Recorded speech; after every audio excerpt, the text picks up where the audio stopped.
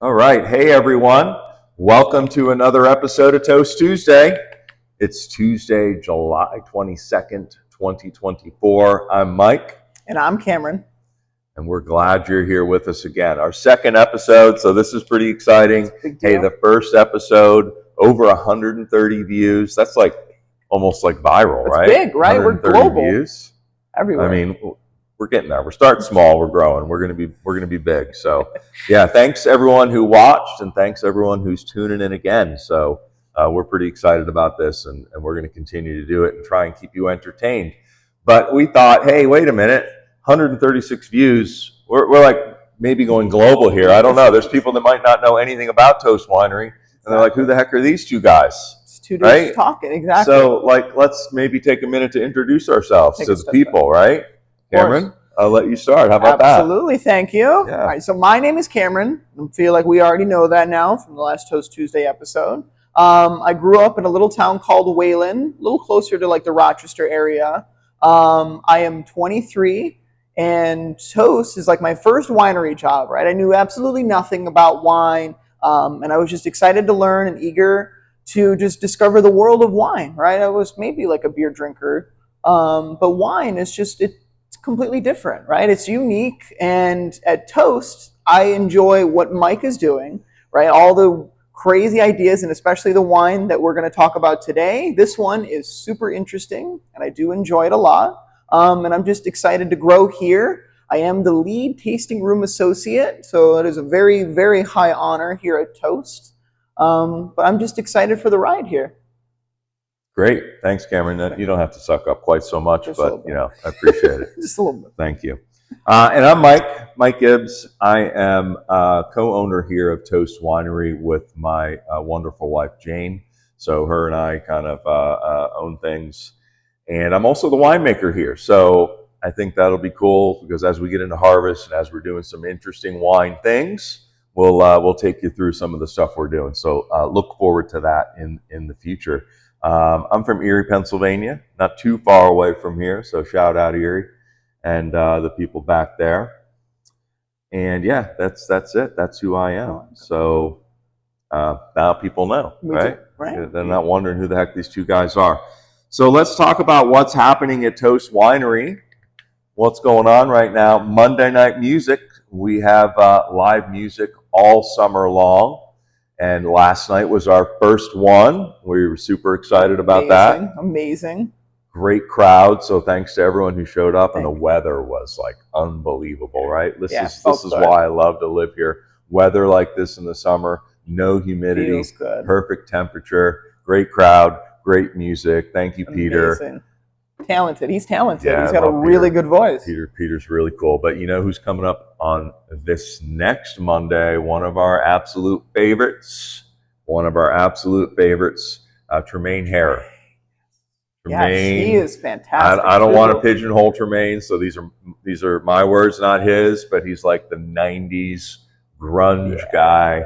Love what he does. Got a nice voice. He's a great grunge voice, and he's fantastic. Yeah. So we love it whenever Tremaine is playing. So I expect another great crowd. Of course. It's rain or shine.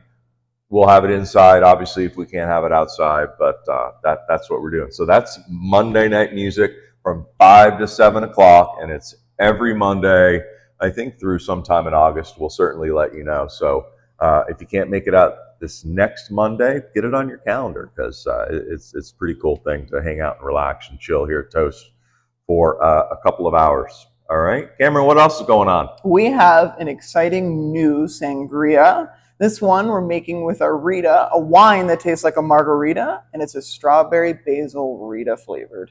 It is perfect for the summer. Awesome, yeah. And so sangrias are kind of our thing, right? We do tend to have sangrias all season long that we'll make with one of our wines. And as Cameron said, this one is a strawberry basil Rita sangria. It's really good. We did do this one on for Cinco de Mayo, right? Yeah, that so was we're bringing it back. It's our Rita wine. It's infused with basil, which is really cool, and then some nice strawberry juice to go with that. All right. What else is going on at Toast Winery? We have one of the things we're known for here is build your own charcuterie So boards, good. It right? smells so good. And it sounds like, oh, what does that mean? Build your own charcuterie. So it's not like you have a choice of 4 cheeses and 2 meats. No, we've got a huge Yes. list of Yes. items that you can pick your own from, basically. Yeah.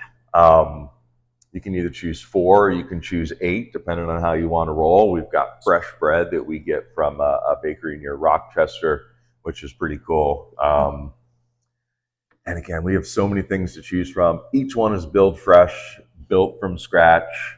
People really enjoy it, right? They get to decide what they want on it, not something that was predetermined. And I think it's pretty awesome, and people love it. So again, that's something to always look forward to at Toast. We generally just have that on the weekends. It's a lot because we do make them fresh upon order to do it all week.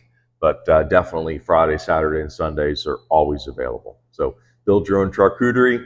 And hey, that's what's happening at Toast Winery. Right. Good little weekly check-in. So let's talk about what we're drinking today.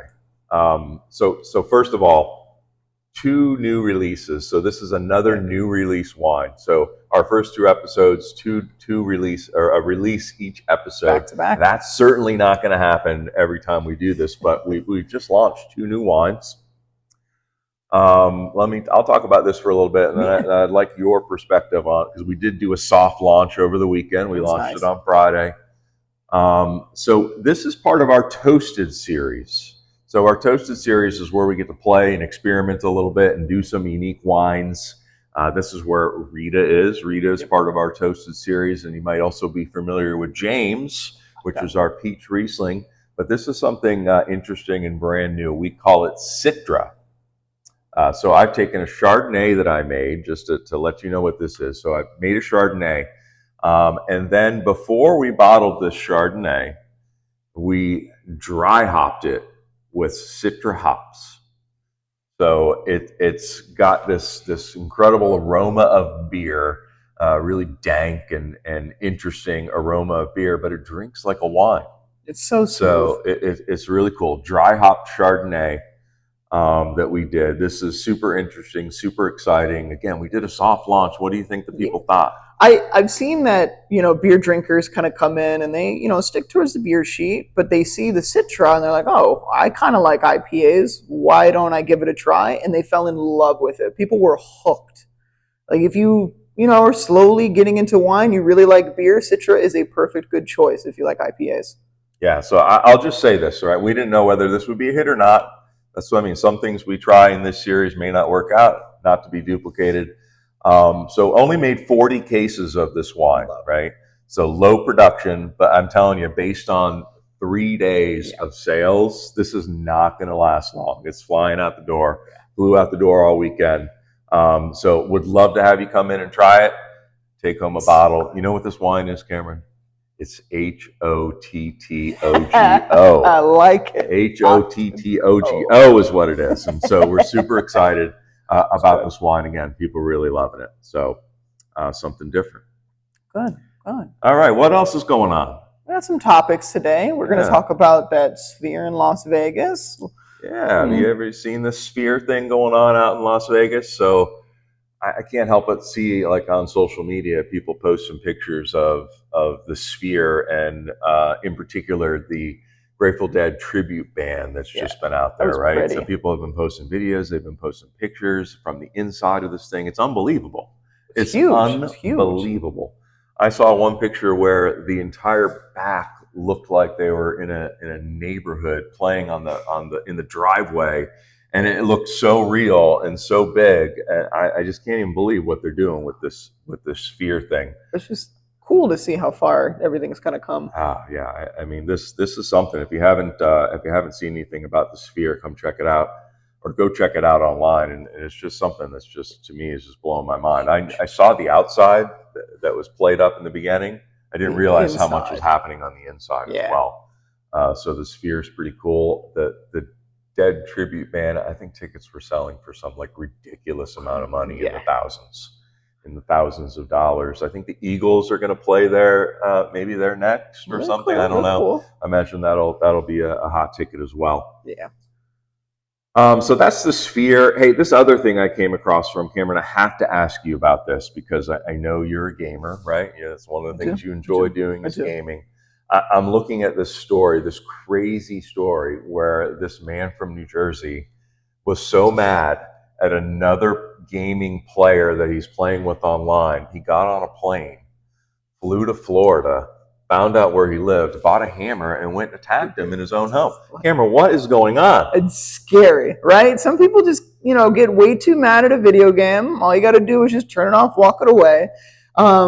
But I looked into it. He was playing this like Japanese MMO RPG, which is like a mass multiplayer online, role playing thing, and like thousands of people are interacting and talking or whatever. And I guess he just came across the one wrong person who just took whatever he did very personal. Can't even imagine. No, and just it's dedication, I guess, to buy a ticket, buy all this, and just. Thank God his stepfather was there to kind of stop that attack because that could have been really. It's a scary world out there. What in the world is going on here? So, I'm not going to make you mad, and I'm going to make sure you don't have. You never know what I could do to any hammers. Oh, there goes our ring light. Again, technology is not going to be our friend on the show. We'll have to deal with those types of things. Hey, let's go to our top 5 list this week. This week we're doing something, maybe a little more interesting than what our top 5 songs are that nobody really cared about, but that's okay. This week, top 5 fast food restaurants of all time. Top 5 I'm hungry. I'm ready. Fast food restaurants of all time. So Cameron, I'm going to have you reveal your list first. Top 5. Let's see what it is. All right. So number 1 is Five Guys. I feel like that they have the best burgers and fries, hands down. Nobody can compete in the fast food world. All right. Number 2, I'm a little Dairy Queen. I really like Dairy Queen. It's a pretty good place. All right. 3, Wendy's. Me and Frosties and the fries. You can't go wrong. It's a pretty good choice. All right. And then Zaxby's. When I've gone down south, Zaxby's is like a pretty good little treat that I've gotten. I know Zaxby's. And then last one, kind of a curveball. Krispy Kreme is a fast food place. Krispy Kreme. Okay. Pretty good. Wow. Pretty good. All right. So here we are 2 weeks in a row with your top 5 list. I can kind of see where this is. You're going a little obscure, a little bit different. Okay. I'll just say normally when we do a top 5 list, we tend to start at 5 and make the big reveal for one to be last. Gotcha. But hey, you play the way you want to play. But you want to lead some anticipation to it. But hey, good list. I like some of those things on those lists. I wouldn't have thought of some of those places as fast food. So mine's going to be a little bit more chalk in terms of fast food. I put Arby's at number 5. I hesitated to put them on the list, but I did anyway. There's an Arby's in Watkins Glen, and when we first opened the winery, we lived on the other side of the lake, and so we ate Arby's all the time because we were so busy and doing all kinds of stuff. Let's get Arby's. I had Arby's overload. I don't know that I could go. I'm sure they're wonderful people down there at Watkins Glen, but I don't really go to Arby's anymore after getting Arby's burnout. Number 4, McDonald's. Number 4. Pretty good choice. I think it's not so much that McDonald's is number 4. It's that I have Burger King ranked ahead of McDonald's, number 3. It's going to create a little bit of a controversy online, I think. Yeah, it's huge. Are be like, no way, what are you thinking? But I'm a big fan of Burger King over McDonald's, especially when it comes to a cheeseburger or a hamburger. I mean, there's more to it. I like Burger King. I'm going to go down south too for my number 2. My number 2, and I lived down south for a few years for sure. Bojangles. That's a good choice too. Is a wonderful place for fast food. Love their breakfast at Bojangles. Love the chicken sandwiches. Really great place. And really anything that you put on your list that didn't have my number 1 on it is probably wrong. So I'll just say your list is wrong if you don't have this on your list. Chick-fil-A, number 1, has to be number 1. Chick-fil-A is amazing. I think the closest Chick-fil-A is probably an hour and a half from here. Yeah, I don't know. Drive. I haven't had it in a long time, but it is hands down number 1 fast food place for me, Chick-fil-A. So there you have it. Good choice. Good choices, right? I respect the list. All right. I kind of respect yours. It's a little weird, but I know I like it. You go a little bit off the beaten path, right? The beaten path to get to your list, and those are all good choices. Thank you. I love peanuts at Five Guys. Do they still do Yeah, that post COVID? they do. Because They do. that's my thing. When I go to Five Good. The Guys, shells I'm eating the everywhere. peanuts and the shells. Yeah, that's what I like to do at Five Guys. All right.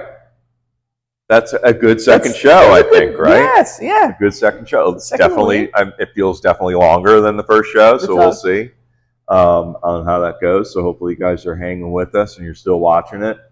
Yeah, great show, and I think we're going to close it out like we do with the toast. I'm excited for this with one. the toast. So here comes our second toast. Thank you, and Cameron, you'll get a chance to do a toast at some point. I don't know when yet. You got to kind of earn that, but we'll see. Obscure music. We'll see.